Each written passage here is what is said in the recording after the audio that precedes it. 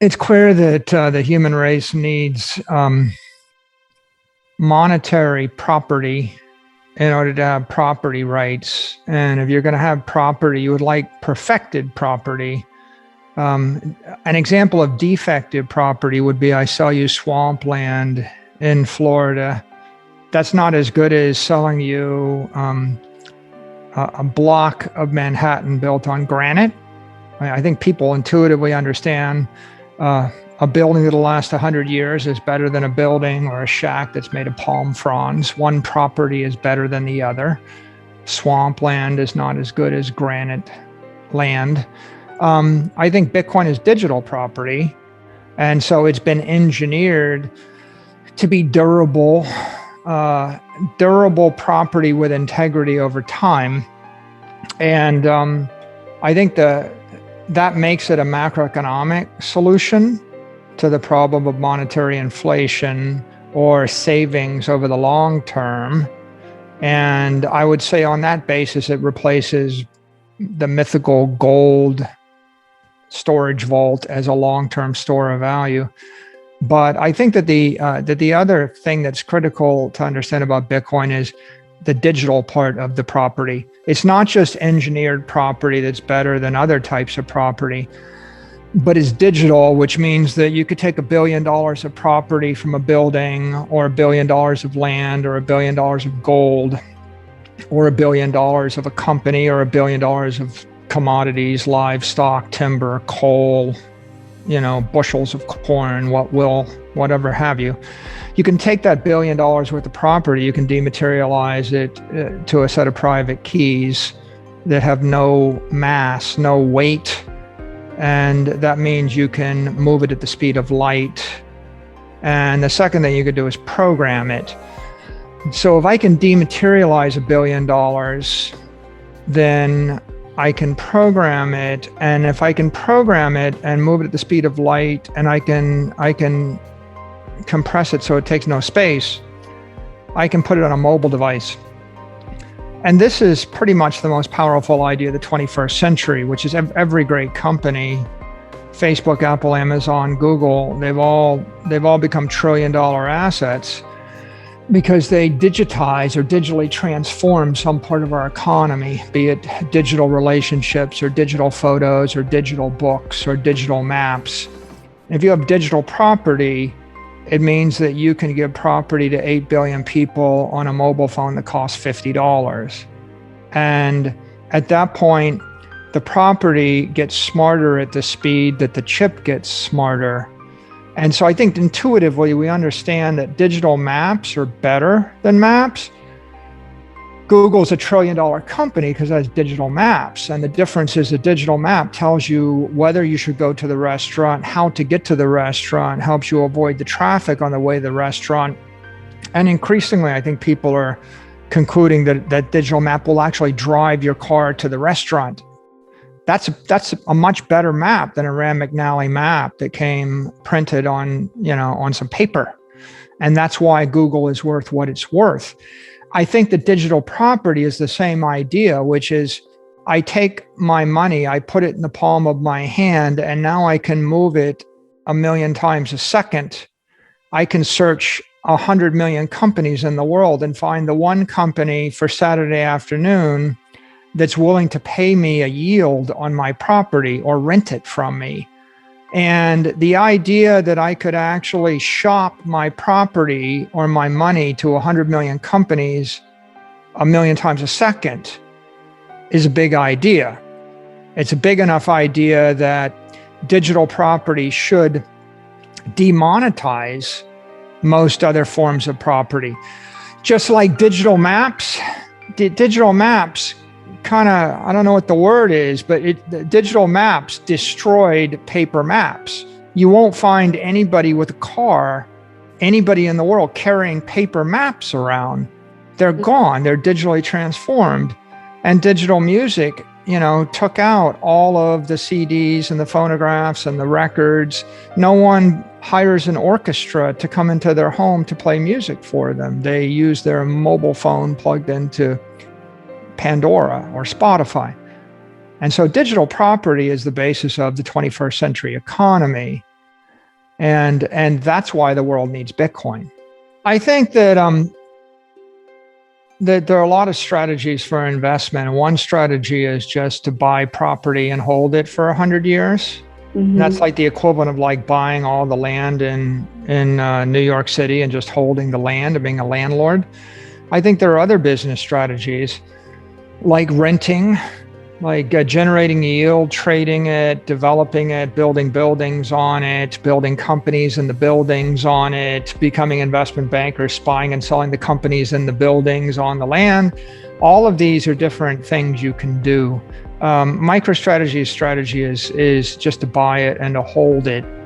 That primarily is because of of the accounting, the tax, and the corporate governance issues that we face. That it's exponentially harder for us to do other things, and our strategy that we've disclosed and articulated to our shareholders is to acquire and to hold Bitcoin. But I've no doubt other companies and other investors will do more things than just buy and hold. Where do you see Bitcoin going in the second half of the year? Do you have any thoughts on that? Well, it's difficult to predict near term, and our strategy is a decade-long strategy, which is just to buy it when we have free cash flows and hold it. And so we've just consistently been acquiring Bitcoin month by month, quarter by quarter, and expect to continue to do it. My general view of the fundamentals of Bitcoin is they've dramatically improved over the last 12 months and even over the last 6 months. I think institutional adoption has improved. I think that the Bitcoin mining sector has matured. I think there's a lot of institutional capital that has been flowing into Bitcoin, has continued to flow into Bitcoin. And I think the regulatory environment is clarifying, and it's becoming, and every single month that goes by, there's more information and more clarity. And all of those things are giving institutional investors more comfort. I think today there is a story of $125 million being invested in one Bitcoin miner. 2 days ago was a story of another Bitcoin miner coming public, raising $100 million to come public. Last week was a story of another Bitcoin miner that's going to come public. A few days before that, another company coming public. I think that by the end of the year, you'll probably have somewhere between 15 and 20 publicly traded Bitcoin companies. And with all of those companies with access to the capital markets, I think that that's very stabilizing and legitimizing for Bitcoin. And also they're serving as channels to allow large pools of capital to flow from conventional assets into Bitcoin via their securities that they're issuing.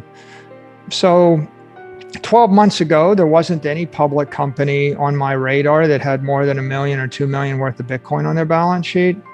Right now, there are billions and billions of dollars of Bitcoin on balance sheets of publicly traded companies. And so the fundamental trend is clear. Bitcoin is digital property, and I view it as being as important as electricity or steel. We take crypto steel. Bitcoin is crypto steel. There's a point at which everybody realized that steel was going to change civil engineering and the civilization. Without steel, there would be no New York City. There would be no building more than a few stories tall. So it's an elemental material that fundamentally changes the civilization. Now, I don't know how long it took to introduce the concept of steel or electricity to the society, but presumably it took about 30 or 40 years before most people understood it. If you went to a politician in the year 1900 and you said, "We invented electricity, we think it's going to be a benefit to your city," would they have welcomed that, or would they have been worried it was going to burn the city down? And if you went to a bakery or a restaurant or a ship builder or any business person, or you went to a minister and you said, "I have this electricity thing," what would they think? If you went to a journalist, what would they think? It takes 1,000 hours to really understand this well. It takes 100 hours to understand it not well. And in 10 hours, you get confused a little bit. And after 10,000 hours, maybe you master it. So, if you think about Bitcoin like that, digital property, crypto steel to build this 21st century cyber economy, okay, that kind of blows people's minds. Now, we're living in year 2 of institutional adoption of Bitcoin. As I was saying, a year ago, you couldn't find a single public company with $1 million or $2 million of Bitcoin on their balance sheet. So in the past 12 months, CFOs and CEOs and journalists and politicians and senators and mayors and governors and presidents are all being asked to have an opinion on Bitcoin. And it's like showing up a year after inventing steel and saying, I have this new thing. But by the way, steel ships are so much better than every other ship. They obsolesced all other ships. And steel buildings are so much better. They obsolesced everything we knew about architecture for 1,000 years. They had to throw it all away. It was literally a paradigm shift. So if I invent crypto steel, and it's going to be a paradigm shift in the way that you construct banks in cyberspace. In fact, it becomes a paradigm shift in the way 100 million businesses create everything. 8 billion people are going to deal with each other billions of times an hour through 100 million businesses differently. How many people understand? And the answer is 99% of the politicians and the media and businesses and institutional investors, they don't understand. It's new to them.